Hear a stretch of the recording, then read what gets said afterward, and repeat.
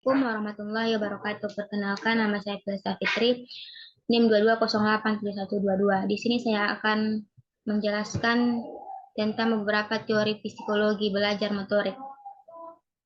Teori belajar motorik berkembang antara tahun 1849 sampai dengan 1936 atau pada pertengahan abad ke-20 di Amerika Serikat dan mendominasi dunia psikologi belajar. Tokoh-tokoh alirannya antaranya ialah Ivan dan beberapa orang lainnya. Dewasa ini dewasa ini walaupun pengaruh dalam bidang teori agak mundur karena terdasar oleh aliran lain. Namun pengaruhnya dapat dalam praktek pengajaran masih sangat terasa. Beberapa teori belajar yang akan dikembangkan di sini meliputi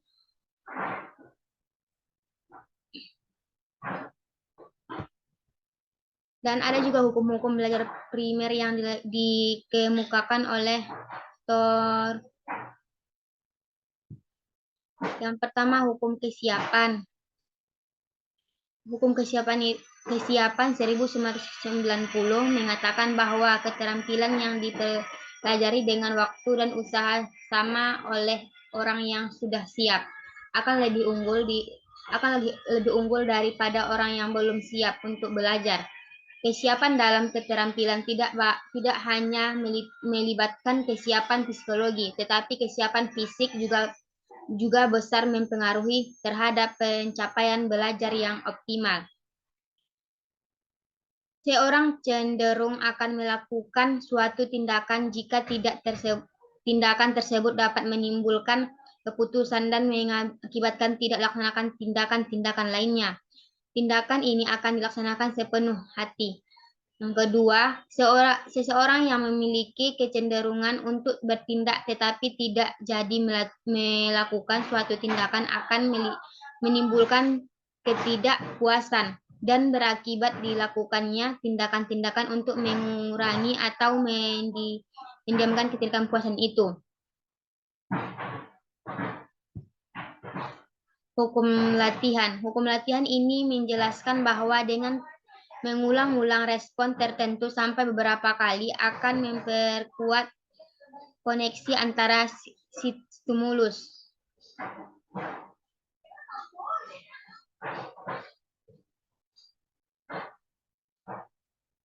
Hukum efek Hilgard. Penerapan teori dalam proses belajar motorik menurut Lutan 1988 dapat dilakukan sebagai berikut. Yang pertama, siswa harus siap secara psikologi maupun fisik. Yang kedua, latihan dilakukan berulang-ulang dalam kondisi belajar yang baik.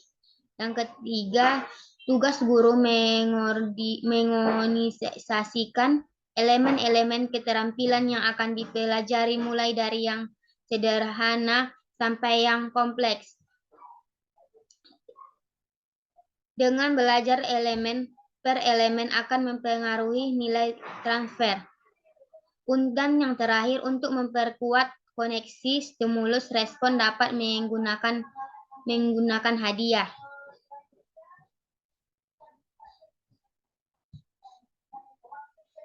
B. Yang berikutnya ada kelompok teori asosiasi stimulus respon. Keterampilan motorik dapat diklasifikasikan berdasarkan beberapa sudut pandang. Dan hampir setiap ahli menyusun klasifikasi keterampilan motorik berdasarkan sudut pandang masing-masing. Pada bagian ini akan dikaji klasifikasi keterampilan motorik berdasarkan kecermatan, gerak awal, berakhirnya suatu kegiatan, stabilitas, lingkungan, gerakan objek dan lingkungan, dan ketersaingan terhadap suatu keterampilan. Dan C ada kelompok teori kognitif.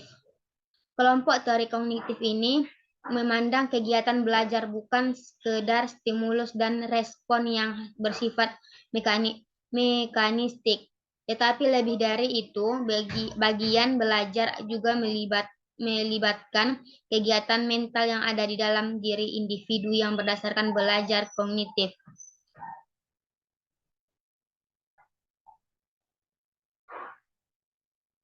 Berikut adalah beberapa kelompok teori kognitif yang penting kita ketahui. Yang pertama, teori Gestalt. Yang kedua, teori pengolahan informasi. Yang ketiga, teori psikologi kognitif. Yang keempat, teori perkembangan kognitif. Yang kelima, teori sosialisasi kognitif atau budaya. Dan yang terakhir, teori bahasa dan kognitif.